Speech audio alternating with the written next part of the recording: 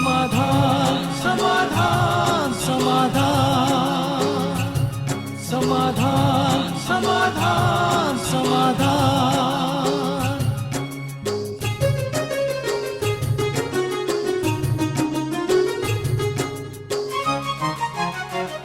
समस्या से उभरना अगर चाहे इंसान, स्वयं के संग सर्व का वो दिल से करे सम्मान। कहता है ये समाधान समाधान समाधान। समस्या से उभरना अगर चाहे इंसान, स्वयं के संग सर्व का वो दिल से करे सम्मान। कहता है ये समाधान समाधान समाधान समाधान समाधान समाधान।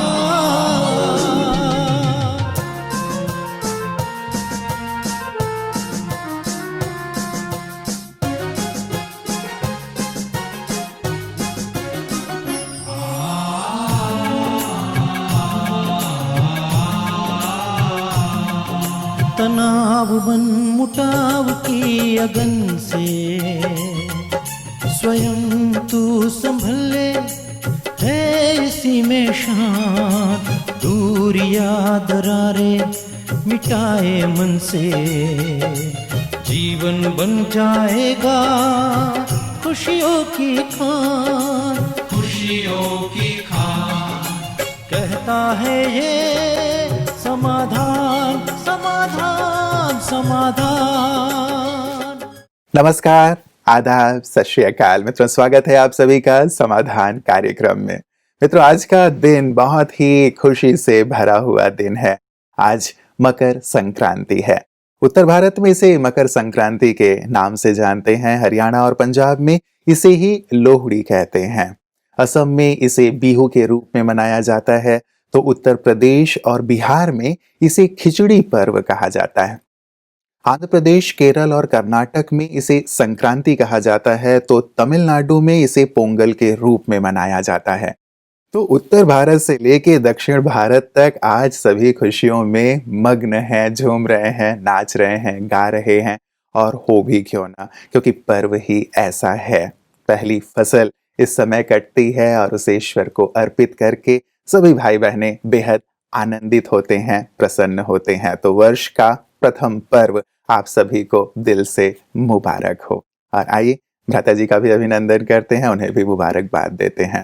भ्राता जी, आपको भी इन सभी जो नाम हैं उन नामों सहित आपको भी मुबारकबाद। Thank you. और हमारी ओर से भी सभी को, हर क्षेत्र के भारतवासी को बहुत बहुत बधाई हो। सचमुच भारत तो त्योहारों का देश है, खुशियां ही खुशियां हैं। हमारे ऋषियों ने जब परंपराएं प्रारंभ की जी, तो ऐसे बहुत सारे पर्व निर्धारित कर दिए कि लोग हर मास ही खुशियां मनाते रहें और एक आध्यात्मिक भावना भी जगी रहे। तो मैं नॉर्थ इंडिया की ओर से चलता हूँ। देखिए, फसल अब पकने वाली है, लोग बहुत आनंदित होते हैं। किसान के लिए इससे बड़ा आनंद और कुछ नहीं होता। उसकी मेहनत का फल मिलता है। जब वो अपनी लहलहाती हुई फसलों को देखता है तो उसका मन भी उतना ही आनंदित हो जाता है जितना एक योगी का योग युक्त होने पर। तो सचमुच खुशी की बात तो है ही। और ये बात अति सूक्ष्म है कि इस फसल को वो प्रभु अर्पण करते हैं। बहुत बड़ा आध्यात्मिक राज है। अगर हम अपनी संपूर्ण धन संपदा को प्रभु अर्पण करके फिर यूज करें तो सुख अनुपम होगा। उसमें से मैं और मेरापन निकल जाएगा और मनुष्य मैं और मेरेपन के कारण ही आज उलझनों में है, टेंशन में है, परेशानियों में है, या उसका मन बहुत उलझन में रहता है, टेंशन में बहुत ज्यादा चलता है, मनुष्य बहुत सोचता है। ये मैं तो कहूँगा आज के दिन से सभी भारतवासी, मैं तो विश्व के लोगों को कहूँगा, पर विशेष भारतवासी समर्पण भाव से जीवन जीना सीख लें। सब कुछ तेरा। देखिए, जिसको हम समर्पित कर रहे हैं उसको हमसे कुछ भी नहीं चाहिए, वो तो दाता है। जी जी। और वो हमारी इन छोटी छोटी चीजों का करेगा भी क्या, उसके परम धाम में तो इनकी जरूरत नहीं। वो निराकार है, अभोक्ता है, अजूनी है, वो तो कुछ खाता ही नहीं है। लेकिन एक समर्पण भाव हमारा उसके लिए बहुत सुंदर प्यार, अपनापन दर्शाता है। इसका रिजल्ट बहुत सुंदर होगा। वो भी अपना सब कुछ हम पे अर्पित करने के लिए तत्पर रहेगा। इसी रहस्य को जानते हुए हमें इस सुंदर और गुह्य बात को जीवन में अपना लेना चाहिए। जी जी, मतलब आज के दिन एक समर्पण भाव जरूर हम अपने जीवन में ले आए। वैसे भी कहते हैं दिया सब कुछ उसने है, तो क्यों ना उसे अर्पित करके ही हम ग्रहण करें। भ्राता जी, इस पर्व के पीछे कई आध्यात्मिक जो कहानियां हैं, कथाएं हैं, वो भी प्रचलित हैं। ये कहा जाता है कि सूर्यदेव अपने पुत्र शनि से मिलने के लिए गए इस दिन, और चूंकि शनि मकर राशि के मालिक हैं, इसीलिए इसको मकर संक्रांति कहा जाता है। और साथ ही एक कथा ये भी आती है कि भगीरथ के पीछे चलते चलते गंगा जी आज के ही दिन सागर से मिली थी, इसलिए इस दिन को मकर संक्रांति कहा जाता है। क्या इनके पीछे भी कुछ भाव हैं आध्यात्मिक? भारत के जितने भी त्योहार हैं, उन सब की शुरुआत एक ही सुंदर घटना से होती है। जब भगवान इस धरा पर आकर अपने दिव्य कार्य करते हैं, जब वो कलयुग के अंधकार को सतयुग में बदलते हैं, जब वो मनोविकारों में ग्रस्त व्यक्ति को पावन बनाते हैं, जब वो दुखियों के दुख दूर करते हैं, सबकी आत्म ज्योति जगाते हैं, तो वास्तव में ये सूर्य यहाँ ज्ञान सूर्य के रूप में जाना जाता है। हम इस सूर्य की बात करते हैं, और वो ज्ञान सूर्य अर्थात परमात्मा, ज्ञान सूर्य परमात्मा, उसने ही ज्ञान दिया, अथाह ज्ञान दिया। इस ज्ञान की तुलना ज्ञान गंगा से की जाती है। एक्चुअली ज्ञान धारण करके आत्मा पावन बनती है। लोगों ने कह दिया कि गंगा स्नान करने से पावन बनती है, तो ज्ञान सूर्य ने ज्ञान दिया। भागीरथ यहाँ प्रजापिता ब्रह्मा का प्रतीक है। उसने इस संसार में ज्ञान गंगा बहाई, और ये ज्ञान पुनः ज्ञान सागर में समा गया। देखिए, जब इस सृष्टि का अंत होता है तो संपूर्ण ज्ञान ही लोप हो जाता है, यानी पुनः ज्ञान सागर में सब कुछ समा जाता है और हम देवलोक में परिवर्तित हो जाते हैं। तो ये बहुत ही सुंदर वर्णन है। उसका पुत्र शनि, सभी हम उसके पुत्र हैं, ये तो एक का वर्णन होता है। तो युग बदलने का भी ये एक यादगार है। एक्चुअली सूर्य इधर से उधर होता है, उत्तरायण से दक्षिणायन में, दक्षिणायन से उत्तरायण में। ये तो मौसम बदलने के, दिन बदलने के एक शुरुआत होती है। लेकिन इनके आध्यात्मिक रहस्य यही है कि युग बदलता है। भगवान जब सृष्टि पर आते हैं तो कलयुग सतयुग में बदलता है। उसकी यादगार में ये सब परंपराएं प्रचलित हैं। तो ये बदलने वाली बात हो गई। जैसे हम लोग नए वर्ष में भी बात कर रहे थे कि कुछ परिवर्तन करें, तो आज भी जैसे हम एक परिवर्तन की ओर बढ़ रहे हैं, तो क्या कुछ खास संकल्प देंगे कि आज कुछ ऐसा बदल के नए जीवन में या नए दिन में या नए युग की ओर प्रवेश करें? देखिए, उत्तरी भारत में एक परंपरा है, मैं उसको भी याद दिला दूं जी। लोग अग्नि जलाकर उसके चारों ओर डांस करते हैं। लोहड़ी खास करके मनाते हैं जी। तो ये बहुत सुंदर बातें हैं ना हमारे देश में। मतलब मन खुशियों से भरा रहे, सब अपनी चिंताएं, वैर भाव, ये तेरा मेरा सब भूल के आनंद में डांस करते एक दूसरे से गले मिलते हैं। तो मैं आज के दिन पर कहूंगा, योग अग्नि जलाएं, उस अग्नि में विकारों को भस्म करें, उस अग्नि में अपने दुख, शांति, तनाव, उलझनों को जला डालें और एक आनंद भरा जीवन जिएं। जैसे आज थोड़ी देर के लिए सभी डांस करके खुशियां मनाते हैं, ये जीवन ही एक डांस बन जाए, ये जीवन खुशियों का भंडार बन जाए और छोटी मोटी बातों को हम दरकिनार करके सदा खुशी में जीवन जीना सीख लें। आज के इस त्योहार से हम यही सीखें और श्रेष्ठ कर्मों की खेती हमारे जीवन में लहलहाती रहे। सत्य तो यही है कि कर्म मनुष्य भूल गया है, अच्छे कर्म करना उसने भुला दिया है। पैसे के पीछे भागने लगा और पैसा पाप का कारण बनता जा रहा है। हम श्रेष्ठ कर्मों की खेती करें और अपनी इस खेती को लहलहाते देख आनंद में डांस किया करें आज से जी रोज। जी, बहुत सुंदर बात आपने प्रेरणा दी हम लोगों को कि पुण्य कर्मों की खेती होगी तो सचमुच जीवन में खुशियां रहेंगी, अन्यथा एक दिन तो हम खुशी मना लेते हैं, बाद के दिनों में खुशी जैसी गुम हो जाती है। शायद कारण यही है कि हमारे कर्म थोड़े से दूषित हो गए हैं। हम सभी मिलकर संकल्प लेंगे मित्रों आज कि हम बहुत अच्छे कर्म करेंगे, पुण्य कर्म करेंगे, हमेशा खुश रहेंगे और खुशियां बांटेंगे। प्रथा जी, मकर संक्रांति में खास करके स्नान करने का बड़ा महत्व है। लोग सुबह सुबह उठ करके गंगा में स्नान करते हैं, नदियों में, और इतनी ठिठुरन होती है फिर भी डुबकी जरूर मारते हैं क्योंकि एक परंपरा है। क्या कुछ भाव है? भाव तो है। देखिए, बिना किसी आध्यात्मिक रहस्य के हमारे देश में या विभिन्न धर्मों में कोई भी परंपरा प्रचलित नहीं हुई है। लोग तो वैसे भी स्नान करते हैं, रोज करते हैं। प्राय सभी करते हैं, थोड़े लोग नहीं करते। कई कई तो मास में एक बार नहाते हैं जब ठंड शुरू हो जाती है। ओह, पानी में नहाना सबसे भारी मुसीबत लगती है। लेकिन स्नान करने से शरीर तो फ्रेश होता ही है ना। लेकिन ये यादगारें हैं।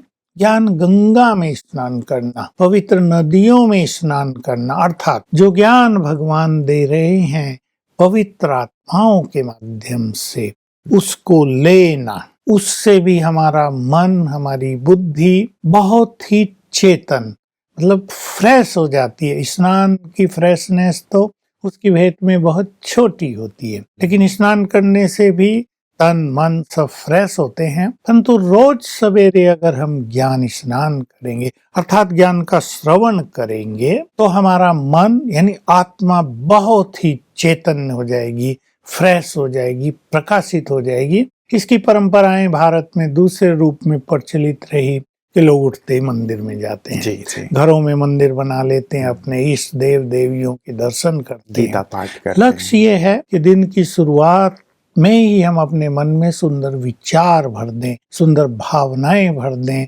श्रेष्ठ कर्म करने की प्रेरणा भर दें अपने चित्त में, तो उसका इफेक्ट जीवन पर बहुत ही सुंदर होगा। जी, मतलब सुबह सुबह ये ज्ञान का श्रवण हो, अच्छी तरह से हम शुरुआत करें।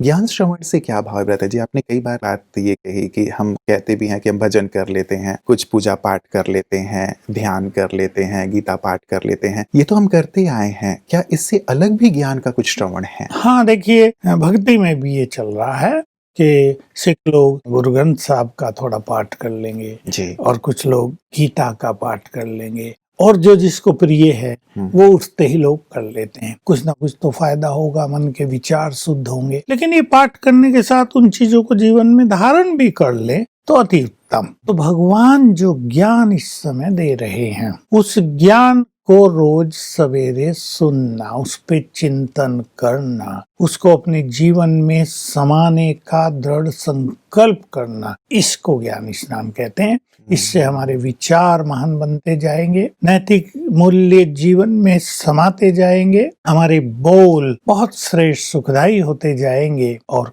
कर्म सबके लिए प्रेरणा बन जाएंगे। जी, मतलब पूरा जीवन ही परिवर्तित हो जाएगा। चलिए, यही परिवर्तन तो हम चाहते हैं कि जीवन सुख की ओर, शांति की ओर, आनंद की ओर चलने लगे, और शायद ये ज्ञान स्नान से ही होगा, क्योंकि शायद उससे ही हमारा विवेक जागृत होगा।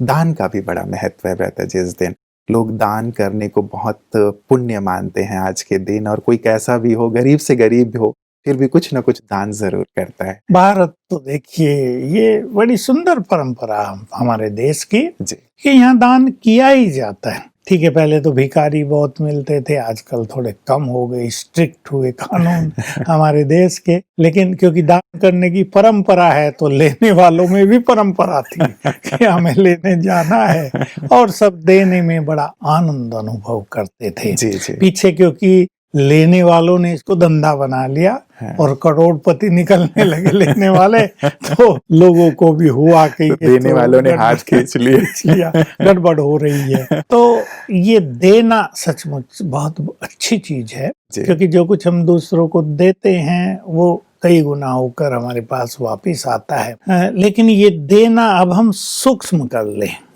स्थूल चीजों का दान तो बहुत कर लिया, क्योंकि ज्यादातर यही किया जाता है, कोई कंबल दे हाँ। देता है, अनाज दे देता है, अनाज धन दे देता है, बस। ये सारी चीजें। लेकिन अब हम दें अपनी कमजोरियों को, जो मैंने कहा सवेरे ज्ञान स्नान करें, ज्ञान श्रवण करें, तो अपनी कमजोरियों को विदाई दें, जैसे प्रभु अर्पण करें, और ज्ञान दान भी दूसरों को करें। एक संकल्प कर लें आज के दिन, देने के संदर्भ में हम दूसरों को सुख देंगे।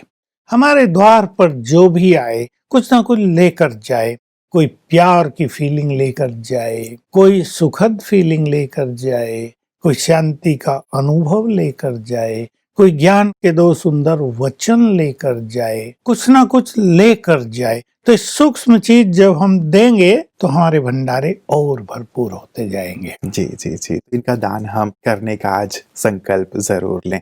पता जी, देने के लिए हमारे पास भी वो चीज तो होनी चाहिए। जिन चीजों की बात आपने कही, कामना हमारी उन चीजों को लेने की होती है, देना हमारा कम हो पाता है। मुझे लगता है कि शायद वो हमारे पास ही कम है। ये आए कैसे हमारे पास? देखिए, कुछ चीज तो हमारे पास बहुत ज्यादा है, और वो है बुराइयां। वो तो जितनी चाहे दे दो, लेकिन वो किसी मनुष्य को नहीं देनी, वो परमात्मा को दे देनी है, अर्पित कर देनी है, क्योंकि वो सब कुछ लेके समा लेता है। क्रोध किसी मनुष्य को देंगे यानी उस पे करेंगे तो उसका बढ़ जाएगा, जी जी। लेकिन भगवान को अर्पित कर देंगे तो समाप्त हो जाएगा। लेकिन ज्ञान हमारे पास बहुत होना चाहिए, तब हम दे पाएंगे। सुख हमारे जीवन में एक भंडार बन गया हो, तब आने वालों को सुख दे पाएंगे। शांति हमारी नेचर हो गई हो, हम एक सुंदर चीज मैं कहना चाहूंगा कि हम ऐसा जीवन जिए जिसमें तनाव न हो, बहुत रिलैक्स लाइफ, बहुत इजी लाइफ। तो जो हमारे पास आए वो ये सीखे। तो एक सूक्ष्म रूप से हम गुणों का दान कर देंगे, बिना कहे, बिना मुख से बोले। लोग देखेंगे, देखो ये भी बड़े काम कर रहे हैं, बड़े पद पर हैं, पर कितने आनंदित हैं, नो टेंशन, कोई भाग दौड़ नहीं, सहज जीवन जी रहे हैं। ये सूक्ष्म दान हम दूसरों को करें। बहुत सुंदर। चलिए, एक बहुत अच्छे से स्पष्टीकरण मिला है हमें कि हमें अब क्या करना है। सचमुच मनाते तो हम हैं पर्व को, लेकिन इसके आध्यात्मिक रहस्य को जान के वैसे बन जाएं तो जीवन सचमुच आनंद से परिपूर्ण हो जाए। पतंग उड़ाना एक परंपरा है भ्राता जी, बिल्कुल आकाश भरे रहते हैं, पतंग उड़ते रहते हैं, तो क्या इसके पीछे भी कुछ भाव है? पतंग उड़ाते समय बच्चों को ध्यान भी रखना पड़ेगा, कई लोग गिर जाते हैं। जी जी जी। जैसे पीछे दशहरे के पर्व पर रावण दहन के समय बड़ी भारी दुर्घटना हो गई, जी, तो खुशियां मनाते समय हम गमों का आह्वान न कर लें। हमारे देश में एक भी बच्चे की मृत्यु हो यदि पतंग उड़ाने में, तो वो सबके लिए एक दुखद बात होती है। तो बच्चे सभी सावधान रहेंगे, पतंग उड़ाएं, आनंद लें, इसमें कोई संदेह नहीं। हमारे देश में कंपटीशन भी चलता है इसका, पतंग काटी भी जाती हैं। बहुत ही एक सुखद ये दृष्टांत होता है, उत्सव जैसा माहौल हाँ, होता है। उत्सव होता ही है, जी, पतंग जी। उत्सव ही कह पतंग सकते हैं उत्सव। इसमें। तो पतंग ऊपर जाती है। जी हमें भी क्या हुआ है आजकल, क्यों ये पतंगों का ये रिवाज, ये कल्चर चली भारत में, आज मनुष्य दबाव में जीवन जीने लगा है, बोझ लेकर जीवन जीने लगा है, उसका मन भारी रहता है, भारीपन से जीवन जीता है, उड़ नहीं पाता। खुशियों में हम उड़ान भरें, और जो योग के मार्ग पर चल रहे हैं वो योग युक्त जीवन की उड़ान भरें, वो तीनों लोकों में उड़ान भरें। ये योग की एक बहुत सुंदर विधि है। लेकिन हर मनुष्य को आज सोचना है कि मुझे भी तो उड़ते रहना है, हल्का रहना, हल्का रहना है। जी। ये दबाव हमने स्वयं ले लिए हैं, ये बोझ हमने स्वयं अपने सिर पर रख लिए हैं। किसी को पाप कर्मों ने दबा दिया है, किसी को मनोविकारों ने दबा दिया है, तो किसी को साथियों के व्यवहार ने भारी कर दिया है। बहुत बड़ी चीज हो गई आज समाज में। किसी को दूसरे के बोल हमेशा ही भारी किए रखते हैं, वो स्वतंत्र फील नहीं करता, वो एक दबाव में जीवन जीता है। मनुष्य की आदत हो गई है दूसरों पर राज करना, अपने पर नहीं। हर व्यक्ति दूसरों पर राज करना चाहता है, और इस कसम कसा में सब दबे हुए हैं, टेंशन में हैं। हम इनसे मुक्त हो जाएं जरा।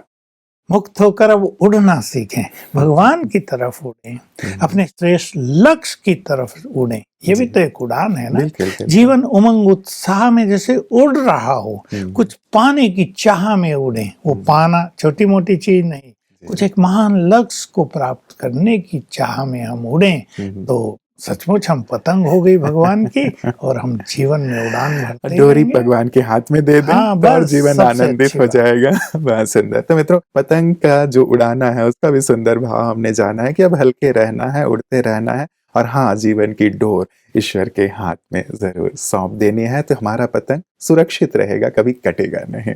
प्रथा जी, दक्षिण भारत की ओर यदि चलें तो पोंगल जो है बहुत हर्षोल्लास से मनाया जाता है और 4 दिन मनाया जाता है। सूर्य का भी पूजन होता है, इंद्रदेव का पूजन होता है और साथ ही पशुओं का भी पूजन किया जाता है प्रथा जी, और प्यार से मिलते हैं, घरों में तोरण लगे होते हैं, माहौल बहुत आनंद से भरा होता है। दक्षिण भारत के भाई बहनों के लिए क्या कहेंगे? बस ये तो हमारे देश की ब्यूटी है कि यहाँ सभी को सम्मान दिया जाता है। जी। यानी एक दिन सांप की पूजा होती है, सबको सम्मान और प्यार यहाँ दिया क्योंकि जाता शायद है। सबका महत्व हाँ, है। जी। देवी देवताओं को सम्मान देना ये पूजा के रूप में प्रचलित है, ये हमारी परंपरा है क्योंकि हम देवों की संतान हैं। तो मैं तो कहूँगा 4 दिन क्यों, जीवन भर पोंगल मनाइए आप, खुशियों में झूमते रहिए, सदा आनंदित रहिए और छोटी मोटी बातें जो आपस में होती हैं, जो मूल्यहीन है, बातों का कोई मूल्य नहीं होता, वो बहुत छोटी होती हैं। मूल्य तो है हमारी खुशी का। घर में खुशी का माहौल हो तो बीमारियां भाग जाती हैं, टेंशन भी भाग जाता है, विघ्न और समस्याएं भाग जाती हैं। तो सभी दक्षिण भारत के भाई बहनें बधाई के पात्र हैं और जगह एक दिन खुशी मनाते हैं वो 4 दिन मनाते हैं। अब इसको जीवन भर की खुशी में बदल दें। जी, जी, जी। असम में बिहू का नृत्य बेहतर जी बहुत ही प्रसिद्ध है। मुझे तो व्यक्तिगत बहुत पसंद आता है वो नृत्य। आज वहाँ भी उत्सव का माहौल है, पूरे ही हमारे पूर्वी भारत को कह लें, असम के साथ-साथ वहाँ के भाई-बहनों को क्या कहें? बस पूर्व में तो सूर्य उदय होता है, अब ज्ञान सूर्य भगवान उदय हुए हैं हमारी पावन भूमि भारत में, उससे सभी जुड़ जाएं तो जीवन खुशियों में और आनंद में भरपूर हो जाएगा। जी, जी, जी। पूरे भारतवर्ष में भ्राता जी या भारत के भाई-बहनें जो विदेशों में भी हैं, आज के दिन को बहुत उत्साह के साथ मनाते हैं। तो ब्रह्मा कुमारी इस परिवार की तरफ से हमारे सभी भाई-बहनों को जो इस पर्व को मना रहे हैं, सभी भारतवासियों को क्या संदेश देंगे? मैं तो सुंदर सी ये बात कहूंगा कि जो भी बोझ सिर पर लिया हो, जिम्मेदारियों का बोझ हो, किसी घटना दुर्घटना का बोझ हो, कोई और कार्य हो जाते हैं मनुष्य ऐसे वैसे, बोझिल हो जाता है मनुष्य, किसी के व्यवहार से हो गया हो, आज सब बोझ प्रभु अर्पण कर दें, बिल्कुल हल्के हो जाएं और पतंग की तरह जीवन को उड़ाएं, खुशियों में उड़े, जीवन को उमंग उत्साह से भरें और आज के दिन ये सीख लें कि हमें सब कुछ प्रभु अर्पण करके ही जीना है। सब कुछ तेरा, तो ऊपर से भी आवाज आएगी, बच्चे मेरा सब कुछ तेरा, और जीवन सरल हो जाएगा। जीवन का हम आनंद ले सकेंगे और जीवन की यात्रा खुशियों से और सुखों से भर जाएगी। जी, जी, जी। चलिए यही कामना है कि सबका जीवन ऐसा हो। भ्राता जी, ब्रह्मा कुमारीज़ में भी क्या ख़ास चलते-चलते, क्योंकि ब्रह्मा कुमारियाँ ज्ञान योग देने के लिए जानी जाती हैं और कई लोगों को ऐसा लगता है कि यहाँ शायद कोई पर्व आदि नहीं मनाए जाते हैं, लेकिन हमारी चर्चा तो लगातार पर्वों पे होती है। ब्रह्मा कुमारियाँ इसे कैसे सेलिब्रेट करती हैं अपने सेवा केंद्र पे और हेडक्वार्टर्स में? नहीं, देखिए हम लोग भी सब त्योहार मनाते हैं, हम हर त्योहार को प्रैक्टिकल रूप देते हैं हाँ, हाँ। कि सबको इस तरह के संदेश दें जैसे मैंने चर्चा की। पतंग भी उड़ाते हैं लोग, सभी करते हैं, मतलब रूखे-सूखे नहीं हैं। रूखे सूखे नहीं, ब्रह्मा भोजन होते हैं, सबकी पिकनिक होती है, लोग एक दूसरे को गिफ्ट भी लेन देन कर लेते हैं जब ऐसा सुंदर माहौल होता है। जी। तो हम हर त्योहार को एंजॉय करते हैं। हमारा जीवन सूखा नहीं है, बिल्कुल ये सत्य बात है, फुल ऑफ एंजॉयमेंट है, लेकिन उसमें स्पिरिचुअलिटी जुड़ी हुई है। जी, जी। जैसे आप हमेशा ही हर त्योहार का आध्यात्मिक रहस्य बताते हैं, तो उस रहस्य को ध्यान में रखते हुए पर्व मनाए जाते हैं और बिल्कुल। जीवन को वैसा बनाया जाता है। बहुत बहुत शुक्रिया भ्राता जी, सुंदर प्रकाश डालने के लिए मकर संक्रांति के ऊपर। जरूर इसे उसके भाव को, आध्यात्मिक भाव को समझते हुए आज के दिन हम मनाएंगे और पूरा ही जीवन खुशियों से भरा रहे, ऐसी हम कोशिश करेंगे। आपको यहाँ आने और हमारे सभी दर्शकों को बधाई देने के लिए, इस सुंदर उद्घाटन करने के लिए रहस्य का आपका दिल से बहुत बहुत शुक्रिया। मित्रों, वर्ष का प्रथम पर्व कितना उत्साह लेकर आया है, खुशियां लेकर आया है। पूरे ही देश में उत्सव का माहौल, खुशियों का माहौल। लेकिन ये एक दिन के लिए नहीं, लेकिन पूरे जीवन के लिए हो, ऐसा हम संकल्प ले लें।